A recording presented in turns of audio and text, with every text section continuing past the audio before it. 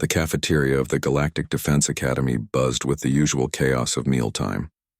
Cadets from dozens of species clustered around tables, their conversations a mixture of standard galactic and native tongues. The air thrummed with excitement about the upcoming graduation exercises, where the top performers would earn assignments to the most prestigious starships in the fleet. At a corner table sat Maya Chen, picking at her synthetic protein ration while reading tactical manuals on her datapad.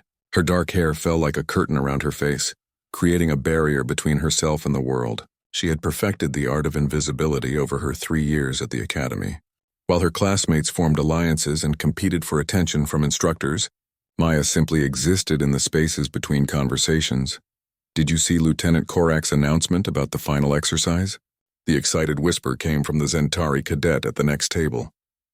His scaled skin shimmered blue with anticipation. They're running full combat simulations. Real weapons, real ships, real consequences. Maya's fingers paused over her datapad. The final exercise was legendary among Academy students. It determined not just graduation rankings, but which cadets would be selected for the elite units that protected the core worlds. For most students, it represented their chance at glory. For Maya, it was simply another test to pass quietly. She glanced around the cafeteria, observing her classmates as she always did. There was Vex Thornscale, the Dreknari whose family controlled 3-star systems. His natural aggression and tactical brilliance had made him the unofficial leader of their class. Beside him sat Arya Voss, a human whose political connections guaranteed her a command position regardless of performance.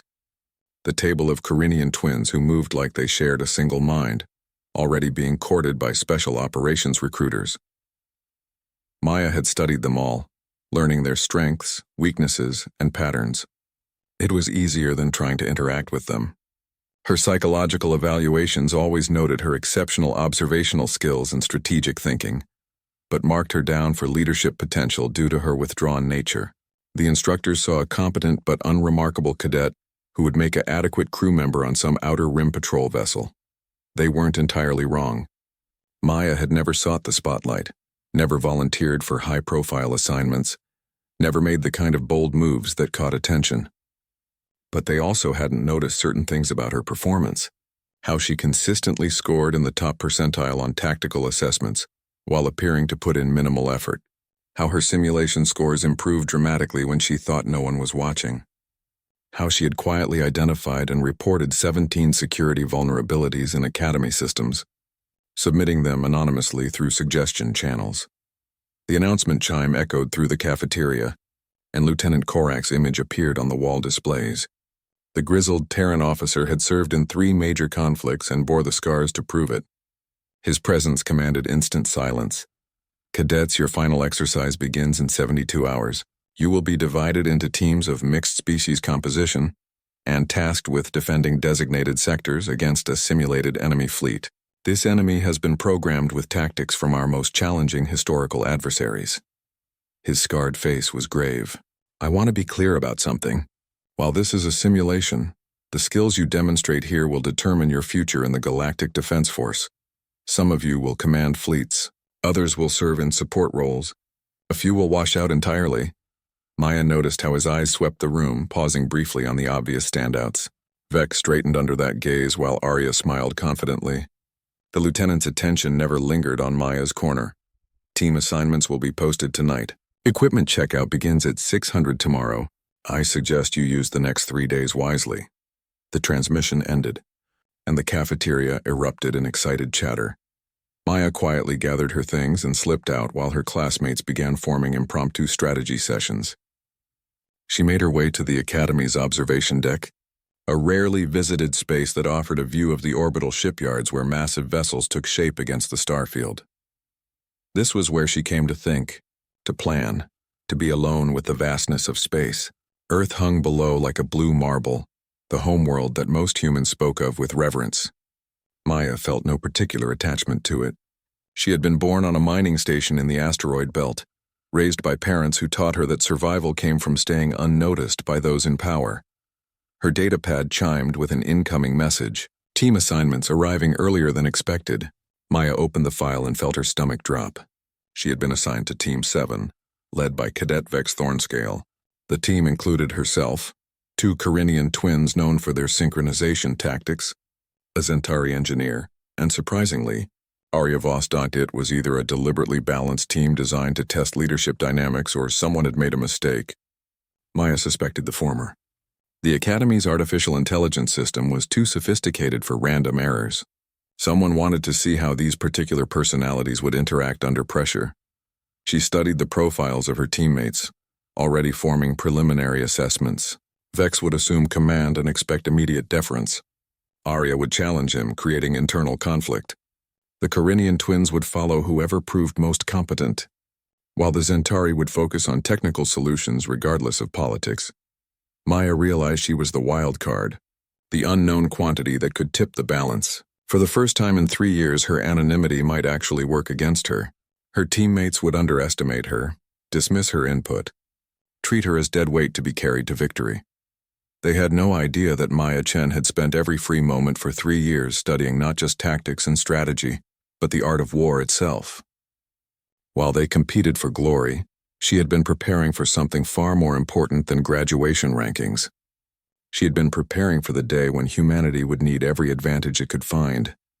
Because Maya had noticed something that the Academy's instructors, her fellow cadets, and even the advanced AI systems had missed. Patterns in deep space reconnaissance reports, anomalies in shipping schedules, subtle changes in communication protocols from the outer colonies.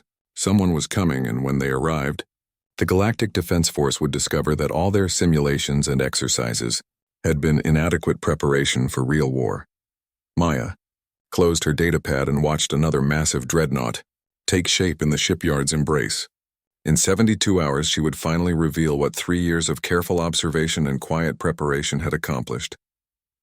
Her teammates expected a shy girl who would follow orders and stay out of the way. They were about to learn that sometimes the most dangerous opponents were the ones no one saw coming. The equipment bay hummed with activity as Team 7 gathered for their first official meeting. Maya arrived early, as always, and found herself a spot near the wall where she could observe without drawing attention. The massive chamber housed everything from personal weapons to full fighter craft, all gleaming under harsh overhead lights. Vex Thornscale strode in with the confidence of someone who had never doubted his own superiority. His Draknari heritage showed in his predatory grace and the way his eyes constantly scanned for threats or opportunities. Behind him came Arya Voss, her perfectly maintained uniform and practiced smile marking her as nobility playing at being a soldier. The Corinian twins, Kes and Kel, entered in perfect synchronization, their movements so coordinated they seemed like one organism split into 2 bodies. Their pale blue skin and oversized eyes gave them an ethereal quality that masked their reputation for ruthless efficiency. The final member, Zix Copperscale, rolled in on his Zentari mechanical legs, his lizard-like head already buried in a technical manual. "Right," Vex announced without preamble. "I'll be taking point command. Arya, you'll handle communications and coordination. Twins, you're my tactical specialists. Zix, engineering and technical support."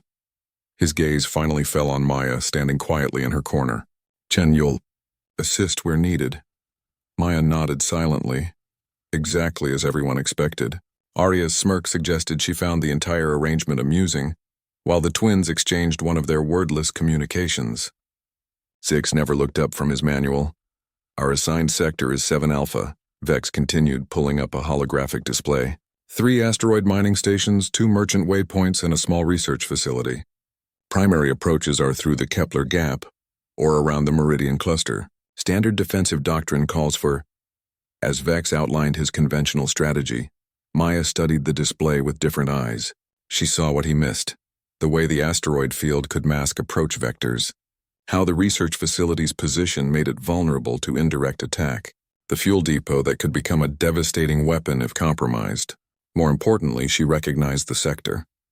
It was a near-perfect recreation of the Helvetica system, where human miners had held off a Corvani raid for 6 weeks using nothing but mining equipment and desperation. The history books called it a miracle. Maya called it applied physics and superior knowledge of local conditions. "Questions?" Vex asked, clearly expecting none.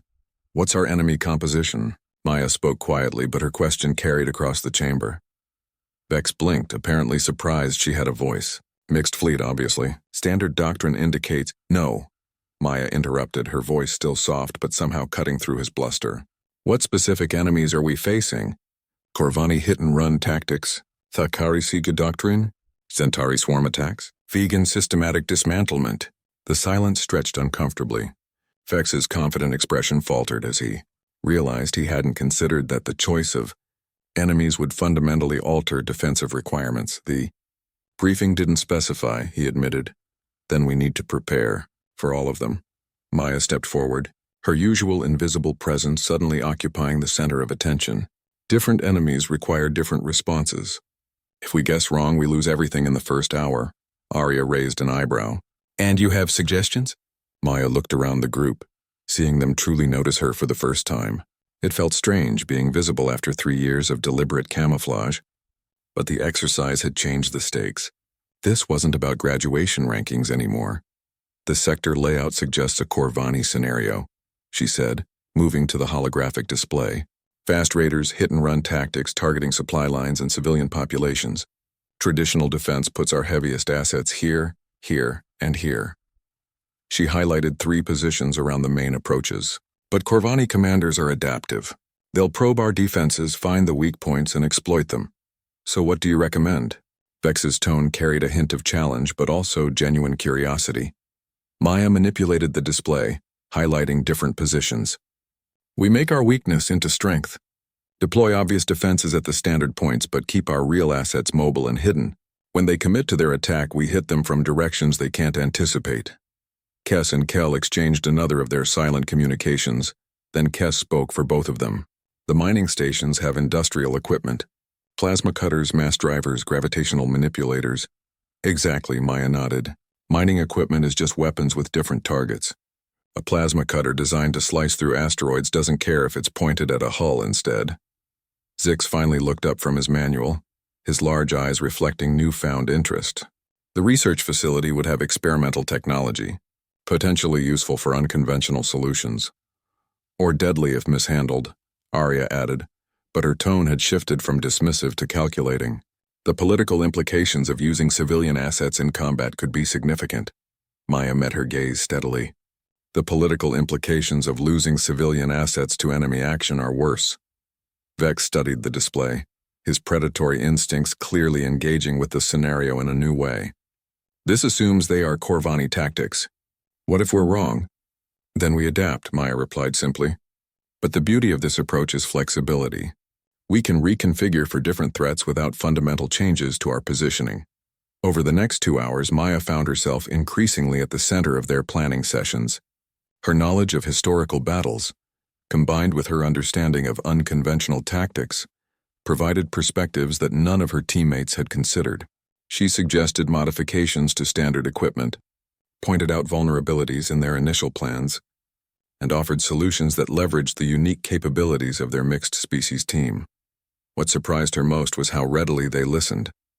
Vex's initial resistance gave way to grudging respect as Maya's suggestions proved consistently sound. Arya began treating her as an equal rather than an afterthought. The twins started directing their observations to her as well as Vex, while Zix began incorporating her tactical requirements into his technical preparations. By the end of the session, the dynamic had shifted subtly but significantly. Vex still held nominal command, but decisions were increasingly collaborative, with Maya's input carrying unexpected weight. As they prepared to leave, Arya lingered beside Maya. "Where did you learn all this?" she asked quietly. Maya considered the question. The truth was complicated. Years of independent study, analysis of historical conflicts, simulation time logged under false identities to test theoretical approaches. Instead, she offered a simpler answer. "I read a lot." Arya's laugh held genuine amusement. "Right, well, keep reading. This exercise is going to be more interesting than I expected." After the others left, Maya remained in the equipment bay, studying their assigned assets, standard defensive platforms, a squadron of light fighters, and various support vessels. On paper, it looked adequate for their assigned sector. In practice, she suspected, it would prove barely sufficient for whatever the Academy had planned. She pulled up classified historical files on her personal access codes, a small privilege that came with her perfect security clearance, and complete lack of attention from instructors. The real Helvetica system battle had involved forces 3 times larger than what they'd been assigned, and the defenders had still barely held on. Maya began making notes, planning modifications and contingencies that went far beyond what they'd discussed as a team, because she had learned something important today. Her teammates were more capable than she'd expected, and more willing to listen to unconventional ideas. That meant she could finally stop holding back. The simulation began at dawn with the kind of chaos that Maya had expected, but her teammates hadn't prepared for.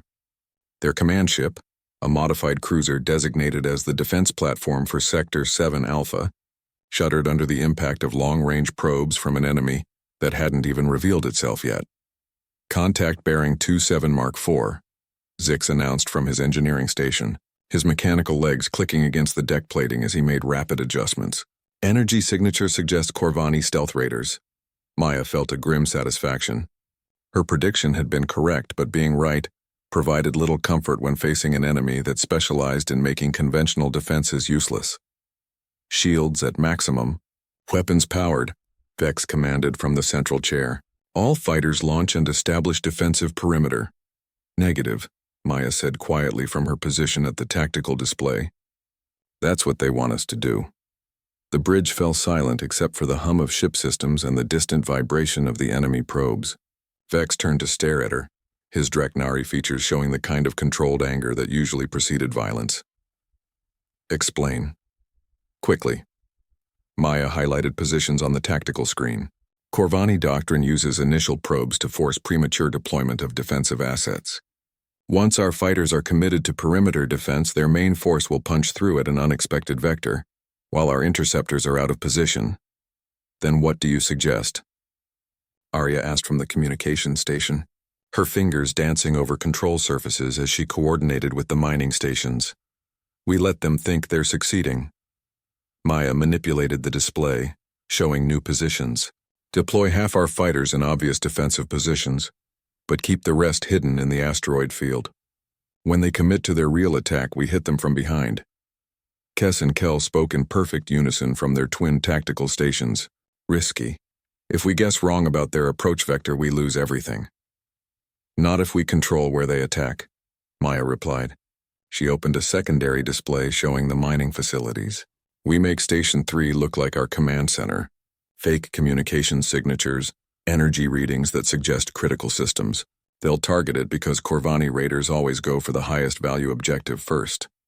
Vex studied the plan, his predatory instincts clearly engaged. "And when they attack Station 3?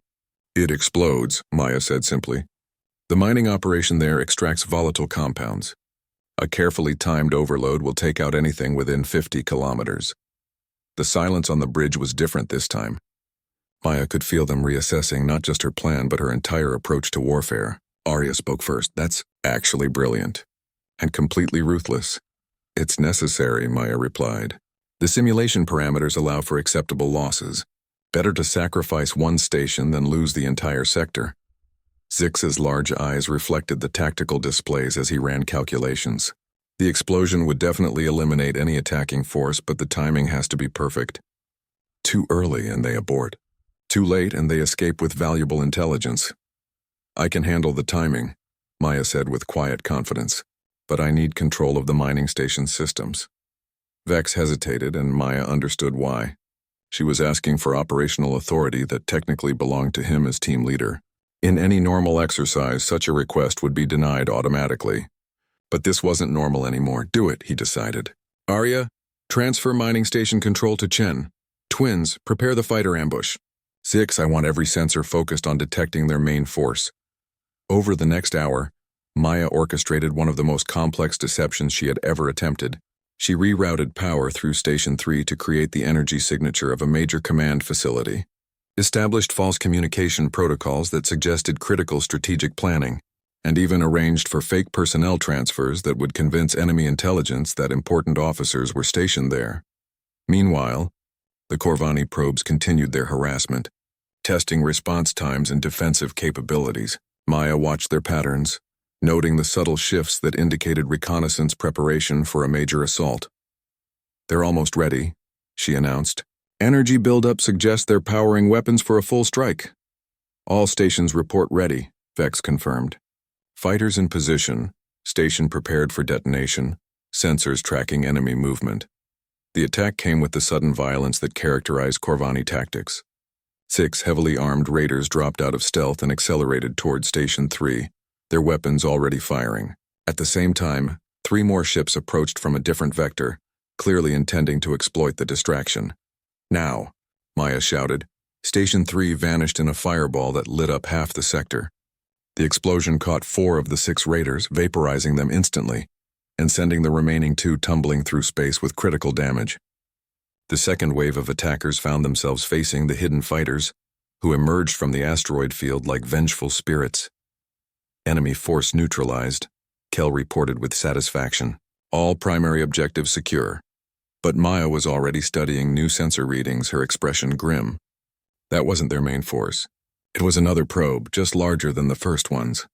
The bridge crew turned to stare at her. Vex's voice carried a hint of disbelief.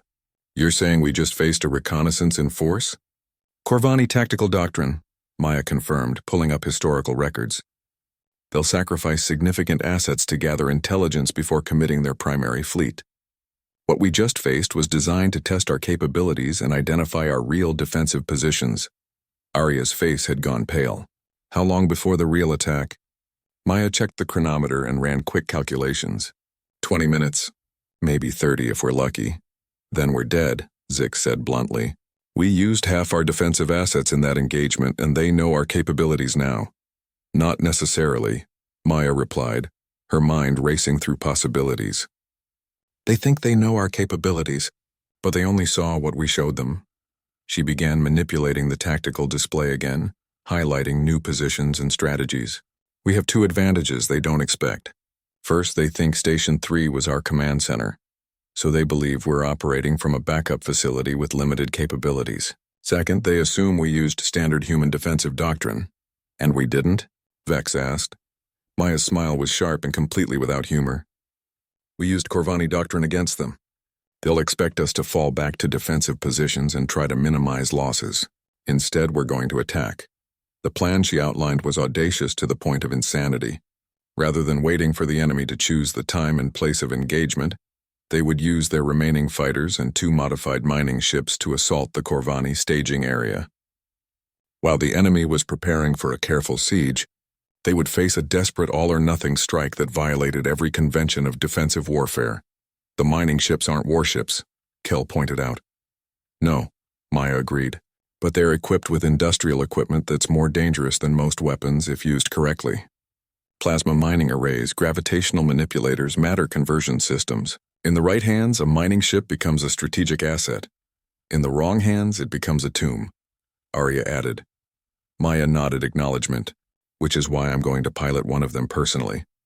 The protest came from all of them simultaneously, but Maya cut through their objections with simple logic. I know the tactical situation better than anyone. I understand the mining equipment from my technical studies. And I'm the only one expendable enough for a suicide mission. Like hell you are, Vex growled. His Draknari pride clearly offended by the suggestion that any of his team was expendable. Then come with me, Maya challenged. But understand that this isn't a simulation anymore. The Academy's AI has been given parameters that allow for actual casualties. Some of us might not walk away from this. The silence that followed was heavy with realization. Maya watched her teammates process the implications, seeing the moment when academic exercise transformed into something far more serious. I'm in, Arya said finally. My family connections won't mean anything if I'm too dead to use them. We both go, or neither goes, the twins stated in unison. Zix's laugh was a harsh mechanical sound. My species believes that honor is earned through courage. I have been too cautious for too long. Vex stood slowly, his predatory smile returning. Draknari do not retreat. If Chen wants to lead a glorious charge into certain death, then we follow where honor demands. Maya looked around at faces that had transformed from casual confidence to grim determination. For the first time in 3 years, she was truly part of a team. It felt strange and wonderful and terrifying all at once. Then let's go teach the Academy what happens when you underestimate the quiet ones, she said. The mining ship Determination groaned under modifications that would have horrified its original designers. Maya sat in the pilot's seat, surrounded by displays showing jury-rigged weapon systems, overcharged engines, and structural integrity readings that painted an alarming picture. Beside her, Vex monitored tactical systems while the twins coordinated with their sister ship. Plasma array charging to 200% capacity, Zix reported from engineering. I should mention that the containment system was never designed for this kind of output. How long can it hold? Maya asked, adjusting their approach vector to exploit the gravity well of a nearby asteroid. Theoretical maximum is 18 minutes. Practical limitation is probably closer to 12. Maya nodded grimly. 12 minutes to locate and destroy an enemy staging area before their improvised weapon system killed them all. She had faced worse odds in simulations, but never with real lives hanging in the balance. Contact, Arya announced from communications. Multiple energy signatures behind the Meridian cluster. Looks like they're using the asteroid field for concealment, just like we predicted. How many? Vex asked, his predatory instincts fully engaged. 15 ships, maybe 20. Definitely a full battle group. Arya's voice carried a note of professional appreciation. They're not taking any chances this time. Maya studied the tactical display, noting positions and movement patterns. The Corvani had chosen their staging area well, protected by asteroids, multiple escape routes, sensor shadows that would make targeting difficult. A conventional assault would be suicide. Fortunately, she had stopped thinking conventionally around the time she realized the Academy was preparing them for a real war. New plan, she announced. We're not attacking their ships. The bridge fell silent except for the increasingly ominous sounds from the plasma array. Vex turned to stare at her with the kind of expression usually reserved for cadets who had suffered complete mental breakdowns. Explain that statement, he said carefully. Maya highlighted a specific region of the asteroid field. The Meridian cluster is held in position by 3 gravitational anchor points. Massive asteroids whose combined mass creates a stable formation. If we destabilize one of those anchors, the entire cluster collapses, Kel finished, understanding immediately. Anything inside gets crushed or scattered. Including us, Kes added pointedly. Not if we time it correctly, Maya replied, running calculations on her display. We approach under cover of the gravity shadow, plant charges on Anchor Point 7, then get clear before detonation. The enemy fleet gets caught in a gravitational maelstrom while we escape through the collapse corridor. Zix's mechanical legs clicked rapidly as he processed the physics involved. The energy requirements for destabilizing an asteroid that massive, we would need to completely overload our plasma array and focus the entire output at a single point. Which brings us back to the suicide mission concept, Arya observed dryly. Maya turned to face her team, seeing the mix of fear and determination in their expressions. These weren't the same cadets who had dismissed her 3 days ago. Combat had forged them into something harder, more focused, more willing to embrace desperate measures. The escape corridor exists, she said quietly. I've run the calculations 17 times. If we execute perfectly, we can get clear with approximately 4 seconds to spare. 4 seconds, Vex repeated. That's cutting it rather close. The alternative is facing 20 ships with 2 modified mining vessels, Maya pointed out. I don't like those odds either. The decision took less than 30 seconds of silent communication between team members. When Vex spoke, his voice carried the formal tone of command authorization. We proceed with the gravitational destabilization. All stations prepare for close approach to Anchor Point 7. The next 20 minutes tested every skill Maya had developed over 3 years of intensive study. Flying a mining ship through an asteroid field required precision that bordered on the supernatural, especially when every system was operating beyond design specifications. The plasma array created electromagnetic interference that made navigation sensors unreliable, while structural stress from their modifications caused random system failures. Target in sight, Arya reported. Anchor Point 7, bearing 35 Mark 12. Maya studied the massive asteroid that served as one corner of the gravitational triangle. It was easily 10 kilometers in diameter, its surface scarred by countless meteor impacts and mining operations. Destroying it would require pinpoint accuracy and perfect timing. Beginning approach run, she announced. Zix, prepare for full plasma discharge on my mark. Containment holding at 96%, he replied. but the fluctuations are increasing. We have maybe 6 minutes before catastrophic failure. Maya pushed the mining ship harder, weaving between smaller asteroids while keeping one eye on the tactical display. The enemy fleet remained focused on their staging area, apparently unaware of the approaching threat. She wondered if they would realize what was happening before it was too late. Optimal firing position in 30 seconds, Vex announced. Maya felt the familiar calm that always descended during critical moments. Her hands moved across control surfaces with practiced precision, adjusting power distribution and navigational systems for the split-second timing their escape would require. "Mark," she called out. The plasma array discharged with a violence that made the entire ship shudder. A coherent beam of superheated energy lanced out toward Anchor Point 7, striking the asteroid at the exact structural weak point that Maya had identified from geological surveys. For a moment, nothing seemed to happen. Then the 10-kilometer asteroid simply came apart. "Go, go, go!" Maya shouted, throwing full power to the engines and spinning the ship toward their calculated escape vector. Behind them, the collapse of Anchor Point 7 created a cascade failure throughout the Meridian cluster. Gravitational forces that had maintained equilibrium for millions of years suddenly became chaotic, pulling asteroids into spiraling collision courses and creating tidal effects that could crush starships like insects. The enemy fleet had perhaps 15 seconds to realize what was happening before the gravitational maelstrom reached them. Maya watched on tactical displays as 20 Corvani ships tried desperately to escape a trap that was closing at the speed of physics itself. Most of them didn't make it. Multiple enemy contacts destroyed, Kell reported with grim satisfaction. Estimate 14 ships caught in the collapse, 5 possibles escaping on the far side. Secondary explosions from their fuel dumps, Kess added. The survivors will be in no condition to continue offensive operations. Maya allowed herself exactly 3 seconds of relief before focusing on their own escape. The gravitational corridor she had calculated was holding, but barely. Space debris and asteroid fragments created a deadly obstacle course that required absolute concentration to navigate.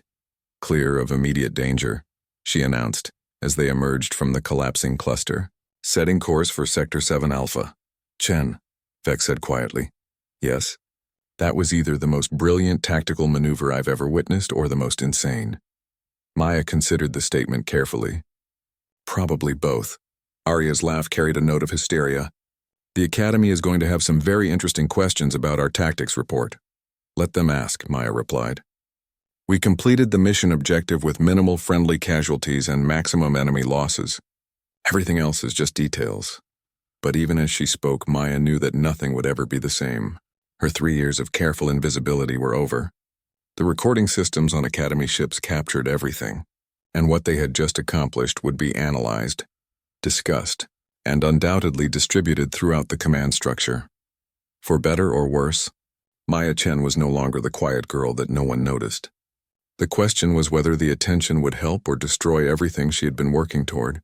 She had a feeling she was about to find out. The Academy's main auditorium had never hosted an emergency assembly at 300 hours, but then again, no simulation had ever resulted in the complete restructuring of tactical doctrine overnight.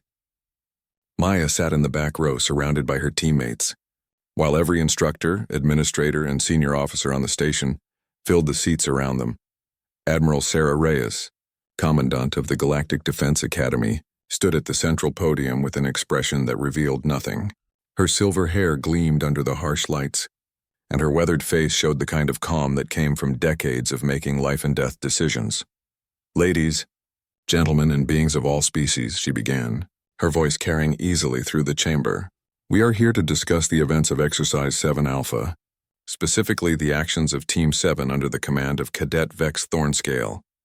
Maya felt hundreds of eyes turning toward their section, and fought the urge to sink deeper into her seat. 3 years of invisibility had not prepared her for this level of scrutiny. The simulation was designed to test conventional defensive doctrine against historical enemy tactics, Admiral Reyes continued. The expected outcome was a moderate success with acceptable losses, demonstrating competent but predictable command decisions. She paused, and Maya caught the hint of amusement in her eyes. What we got instead was the complete annihilation of a 20-ship enemy fleet using tactics that violated every established Protocol in our defensive manual. A murmur ran through the auditorium.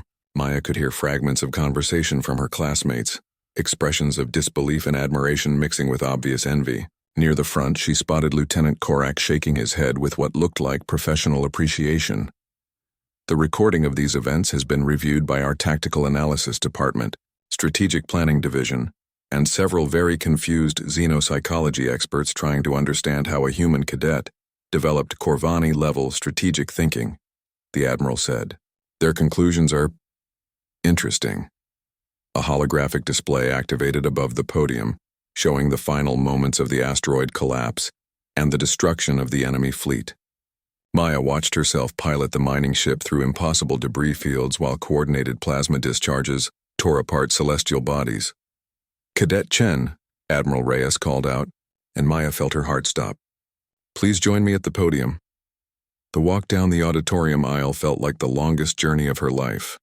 Every step took her further from the anonymity she had cultivated, into a spotlight that would follow her for the rest of her career.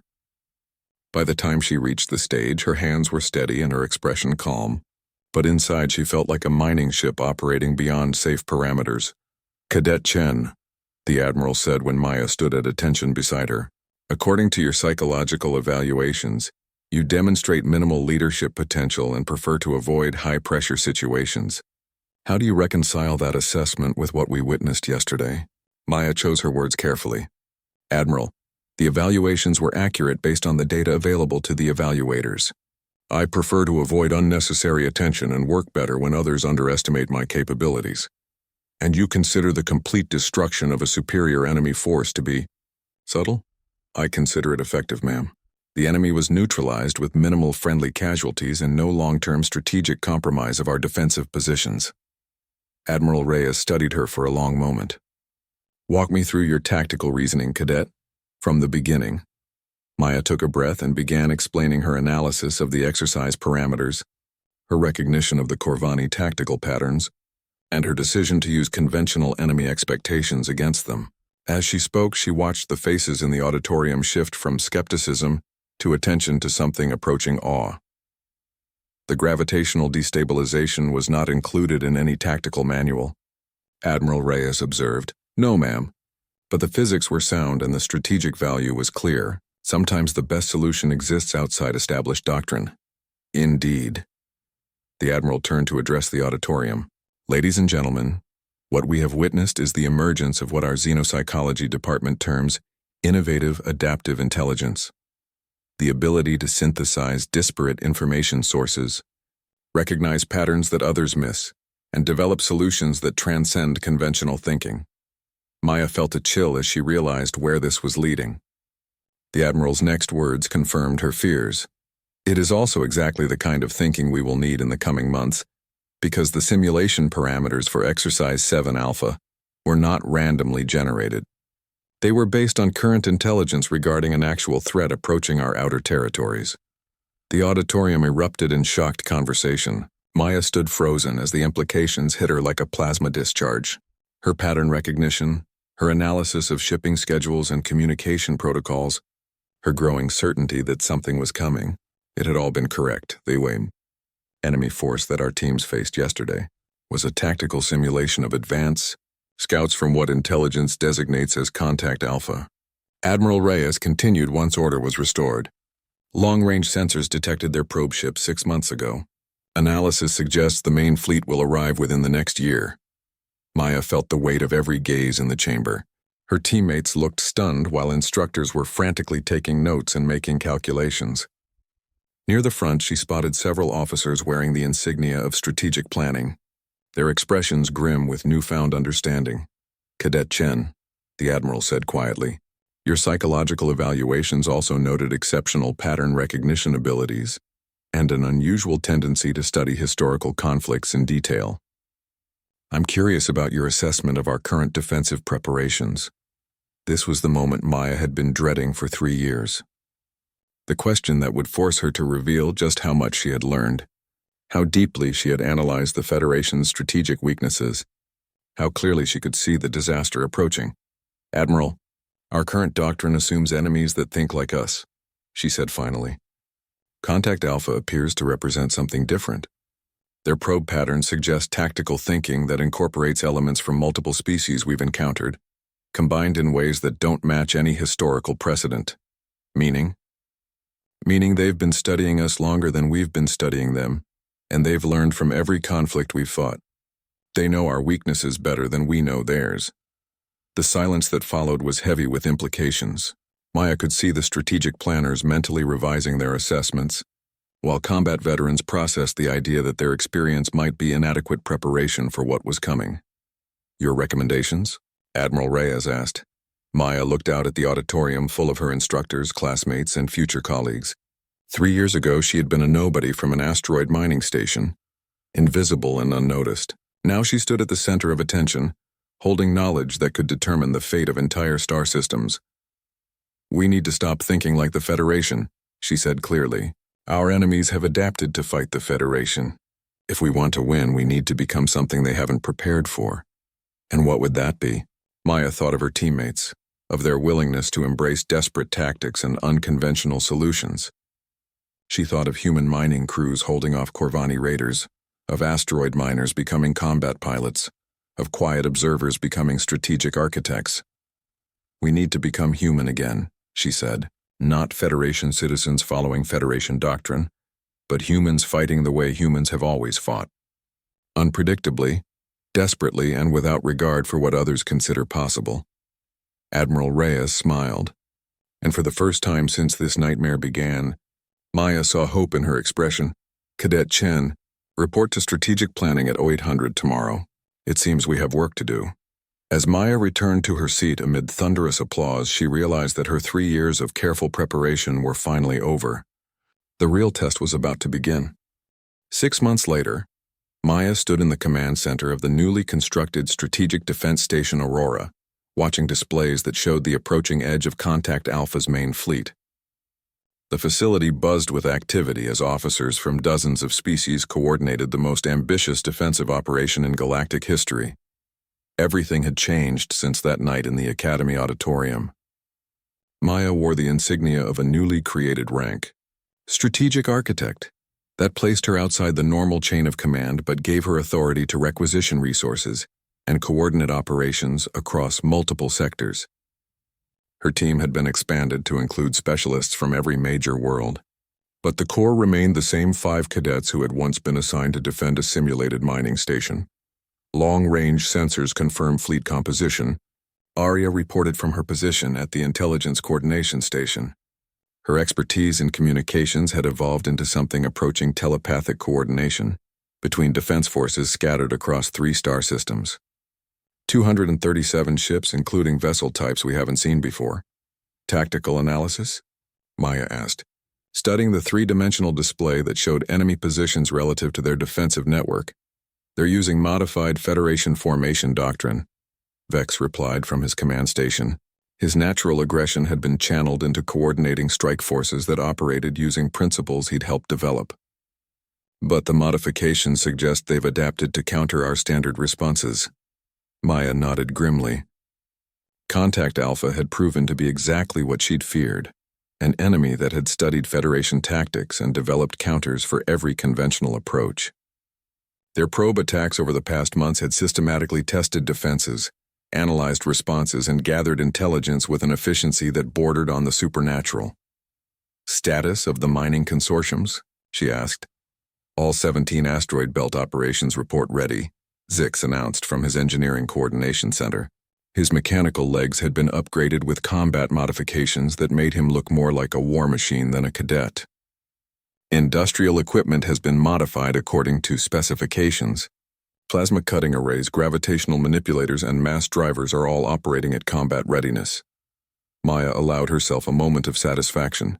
The past 6 months had seen the most radical transformation of Federation defensive doctrine in its history. Rather than relying on dedicated military vessels, they had integrated civilian industrial operations into a defensive network that treated entire star systems as weapons platforms. Mining ships became stealth bombers capable of destabilizing asteroid fields. Cargo haulers were modified to deploy swarms of autonomous fighting units. Research stations were converted into strategic command centers, that could coordinate operations across multiple light years. Most importantly, they had stopped thinking like a unified military force and started thinking like what humans had always been, a species that survived by adapting, improvising, and refusing to accept defeat even when facing impossible odds. Kell, report on the outer picket lines, Maya ordered. The twins spoke in perfect unison from their tactical coordination station. All positions report ready. Sensor networks are operating at full capacity. Stealth platforms are deployed, and response forces are standing by. Maya studied the tactical display, noting the positioning of forces that existed far beyond what any sensor could detect. Hidden throughout the approaching battle zone were mining ships, converted cargo haulers, and weapons platforms that had been constructed from industrial equipment in sheer desperation. Contact Alpha had studied Federation doctrine, but they had never faced anything like what was waiting for them. Incoming transmission from Contact Alpha Fleet, Arya announced. They're requesting communication. Maya felt her pulse quicken. This was the moment she had been preparing for since the night she realized that someone was coming. The enemy had arrived, and now they would discover whether 6 months of unconventional thinking had been enough. Put them through, she ordered. The main display shifted to show a figure that defied easy description. Contact Alpha's representative appeared to be a synthesis of multiple species, combining features from Corvani, Zentari, Thakari, and others in ways that suggested either advanced genetic manipulation or something even more disturbing. Federation forces, the entity spoke in perfect standard galactic. You are attempting to defend positions using doctrine we have studied and prepared countermeasures for. Surrender now, and we will allow your civilian populations to survive the transition to new management. Maya stepped forward, allowing the communication system to focus on her. After months of planning and preparation, she found herself curiously calm. Contact Alpha forces, she replied. You are approaching defensive positions using tactics we have studied and prepared countermeasures for.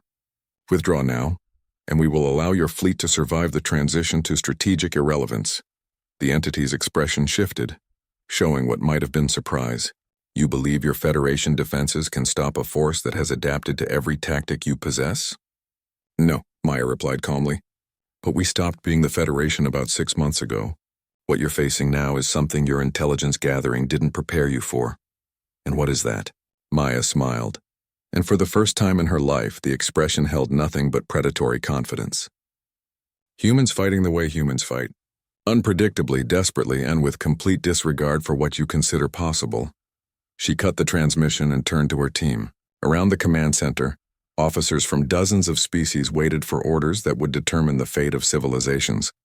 All stations, this is Strategic Architect Chen, she announced on the fleet-wide communication channel.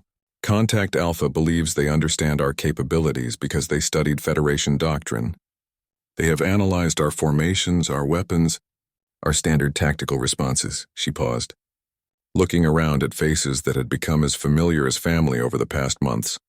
What they haven't analyzed is what happens when mining crews fight like space pirates, when cargo haulers become assault vessels, when research scientists turn solar systems into weapons platforms. They've prepared to fight the Federation. Maya turned back to the tactical display, watching as Contact Alpha's fleet adjusted course toward what they believed were vulnerable civilian targets. They're about to discover that they picked a fight with humanity instead. All units execute Operation Maelstrom. Across 3 star systems, industrial equipment that had been disguised as civilian operations suddenly revealed their true nature. Mining platforms began launching asteroids accelerated to significant fractions of light speed. Cargo haulers opened their holds to release clouds of autonomous fighters. Research stations activated gravitational manipulation systems that could destabilize space itself. The battle for humanity's survival had begun, and for the first time since Contact Alpha had been detected, Maya felt genuinely optimistic about their chances. After all, the enemy had spent months preparing to fight the Federation. They had never bothered to study what happened when humans got angry. 3 hours into the Battle of Aurora Station, Maya watched the tactical displays with the kind of calm that came from seeing her wildest predictions prove conservative. Contact Alpha's fleet was encountering resistance that their intelligence had never suggested was possible, and their formation was beginning to show signs of the confusion that preceded tactical collapse. Sector 7 reports successful asteroid bombardment, Vex announced from his command station. Target designation Alpha 77 completely destroyed. Enemy formation disrupted. Survivors retreating toward fallback positions. Maya nodded, but her attention was focused on the larger patterns emerging across the battle space. Contact Alpha was adapting faster than she had hoped, their commanders proving more flexible than previous intelligence had suggested. The enemy fleet was beginning to recognize that they faced something entirely outside their experience. Arya, what's the status on their communication intercepts? They're trying to coordinate a response, but their tactical doctrine doesn't include provisions for the kind of asymmetric warfare we're throwing at them, Arya replied, her fingers dancing across communication systems that linked mining operations scattered across multiple star systems. I'm detecting increasing signs of command confusion. Zix's engineering status? All industrial platforms operating within acceptable parameters, the Zentari reported. Plasma cutting arrays have exceeded expected efficiency by 40%. Mass driver systems are performing flawlessly. No significant equipment failures. Maya allowed herself a moment of grim satisfaction. 6 months of preparation had transformed the outer territories from a collection of vulnerable civilian targets into the most dangerous industrial war machine in galactic history. Contact Alpha had come expecting to face military vessels following predictable doctrine. Instead, they were fighting an entire civilization that had weaponized everything from asteroid mining to stellar research. Contact Alpha Fleet is attempting to regroup around coordinates 77 Mark 12, Kess reported. Confirmed, Kell added. They're trying to establish a defensive formation that can counter our unconventional attacks. Maya studied the tactical display, noting the enemy's new positioning. They were learning, adapting, trying to find some way to apply their superior numbers and firepower against an opponent that refused to fight by any recognizable rules. It was exactly what she had been waiting for. All stations. This is Strategic Architect Chen, she announced on the fleet-wide channel. Contact Alpha is attempting to regroup in Sector 12. They believe they've identified our attack patterns and developed countermeasures. She manipulated the tactical display, highlighting positions throughout the battle space. They're about to discover that everything they've seen so far was just the opening act. All units execute Operation Humanity. Across the battle zone, mining operations that had appeared to be destroyed suddenly revealed themselves to be very much intact. Cargo vessels that Contact Alpha had dismissed as non-combatants dropped their camouflage and began deploying weapon systems that violated every known principle of space combat. Research stations activated experimental technologies that turned local. Space into physics laboratories with lethal applications. But the real surprise came from something Contact Alpha had never even considered a threat. Civilian. Evacuation ships are moving to attack positions, Arya reported with unconcealed glee. All 1,200 vessels reporting ready for assault operations. Maya smiled as she watched Contact Alpha's sensors register the approaching wave of ships they had completely ignored. Evacuation vessels, hospital ships, supply transports, and civilian passenger liners, all modified with weapon systems and crewed by people who had lost homes, families, and entire worlds to previous Contact Alpha attacks. The enemy had studied Federation military doctrine, but they had never bothered to analyze what happened when an entire species decided to fight for survival. Enemy fleet is breaking formation, Vex announced. They're trying to retreat toward the outer system boundary. Negative, Maya replied calmly.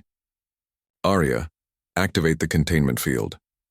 What Contact Alpha's sensors registered as empty space suddenly blazed with energy as thousands of concealed installations activated simultaneously.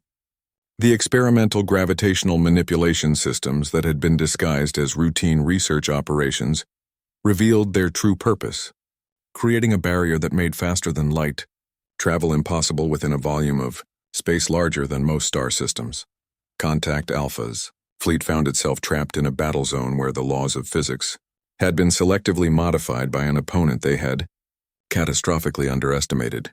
This is Strategic Architect Chen 2. Contact Alpha Fleet, Maya announced on open channels. You came here expecting to fight the Federation using tactics you had studied and prepared for. Unfortunately for you, the Federation stopped existing about 6 months ago. The response came from the same synthesized entity who had demanded their surrender hours earlier. but the arrogant confidence was gone, replaced by something approaching desperation. "What are you?" the voice asked. Maya considered the question seriously. Around her, the command center buzzed with activity as humans, Centauri, Corinians, Dreknari, and dozens of other species worked in perfect coordination to direct a battle that was reshaping the balance of power in the galaxy. "We're what happens when you threaten the wrong species," she replied. "You studied our military doctrine, our weapons, our standard tactical responses. But you forgot to study the most important thing about humans, which is, we don't surrender. We don't retreat. And when someone threatens everything we care about, we stop being civilized and start being creative." The tactical displays showed Contact Alpha's fleet in complete disarray, their formations broken, their retreat blocked, their tactical doctrine useless against opponents who had abandoned every convention of civilized warfare. "You have one chance," Maya continued. "Surrender your vessels, submit to custody, and we'll treat you according to the same laws of war you've been ignoring. Continue fighting and you'll discover exactly how creative, desperate humans can become." The response took nearly 10 minutes, as Contact Alpha's command structure struggled to process a situation that existed nowhere in their tactical planning. When it came, the voice carried the flat tone of absolute defeat. "Contact Alpha fleet surrenders unconditionally. We request terms." Maya looked around the command center at faces that showed exhaustion, relief, and something approaching amazement. Her teammates, the same cadets who had been assigned to defend a simulated mining station, had just coordinated the defeat of a force that had conquered dozens of civilizations. "Terms are simple," she replied. "Complete surrender of all vessels and personnel. Full disclosure of your intelligence regarding other civilizations you've encountered. Cooperation with efforts to locate and assist any survivors from worlds you've attacked. And in return?" Maya thought about the mining crews who had held off impossible odds, the research scientists who had turned their laboratories into weapons, the evacuation ship crews who had transformed civilian vessels into assault platforms. "In return, you get to live, and maybe, if you're very lucky, you get to learn something from the species that just taught you the difference between military doctrine and survival instinct." As Contact Alpha's ships began powering down their weapons and preparing for surrender, Maya allowed herself to sink into her command chair. Around her, the organized chaos of victory celebrations was beginning, but she found herself thinking about a quiet girl who had once sat in academy cafeterias, reading tactical manuals and observing classmates who never noticed her. That girl was gone now, replaced by someone who had learned that sometimes the most important battles were won, not by the strongest or the most aggressive, but by those who were willing to think differently when everything depended on it. Strategic Architect Chen, Admiral Rhea's voice came through the communication system from her flagship. "Congratulations on the most innovative tactical victory in recorded galactic history. When you're ready for debriefing, we have about 50 different intelligence services who want to understand exactly how you accomplished this." Maya looked at the tactical displays showing a defeated enemy, fleet, and defensive positions that had held against impossible odds. She thought about the months of preparation, the industrial equipment converted to weapons, the civilian ships transformed into assault vessels. "Admiral," she replied, "I think they're asking the wrong question. It's not how we accomplished this. It's how we became the kind of people who could accomplish this. And what's your answer?" Maya smiled as she watched the last Contact Alpha vessel power down its weapons and submit to custody. We remembered that sometimes the shy girl no one notices is exactly the person you want on your side when the universe decides to pick a fight. The recording ended, and across the galaxy, intelligence services, military academies, and strategic planning departments began the long process of understanding how everything they thought they knew about warfare had just been proven obsolete by a mining crew, a research team, and a girl who had spent 3 years being invisible,